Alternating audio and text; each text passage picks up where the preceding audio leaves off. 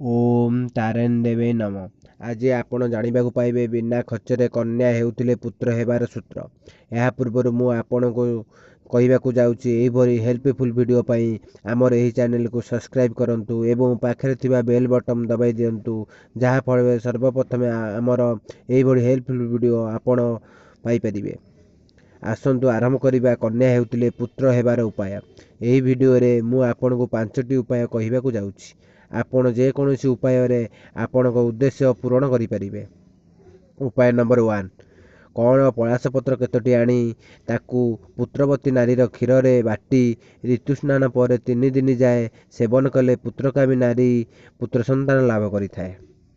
उपाय नंबर 2 श्री जगन्नाथ बेढ़ारे थिबा कल्पवटरू जो बरपत्रटी भूईरे पड़िथिबो ताकू संग्रह करी एक बना गाई क्षीर रे बाटी श्री जगन्नाथ और श्री विमला देवी को स्मरण करी ऋतुस्नान पर सेवन कले पुत्र संतान जन्म हेबो। यह करिबार 15 दिन पूर्व जे कोनोसी बरगछर कौण ओहळ को संग्रह करी क्षीर रे बाटी पीबाकू हेबो। उपाय नंबर 3 मयूर चंद्रिका को छोट छोट करी काटी गुड़ मध्य रखी सूर्य को चाही सेवन कले पुत्र हेबो। 15 दिन अंतर रे 3 थर यह सेवन करने को हेबो। उपाय नंबर 4 बर ओहळ जष्टि मधु नागेश्वर नीलकईकंदा वज्रमूली यही 5टी द्रव्य को मिसाई से चीनी पकाई एक बना गाई क्षीर रे बाटंतु। ऋतुस्नान पर यह सेवन कले गर्भ उदय हुए पुत्र संतान मध्य होइथाए।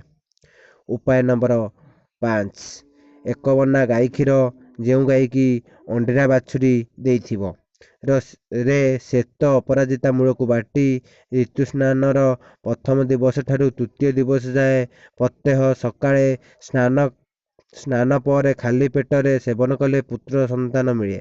यह सूर्य नारायण को नमस्कार करी करने को हुए।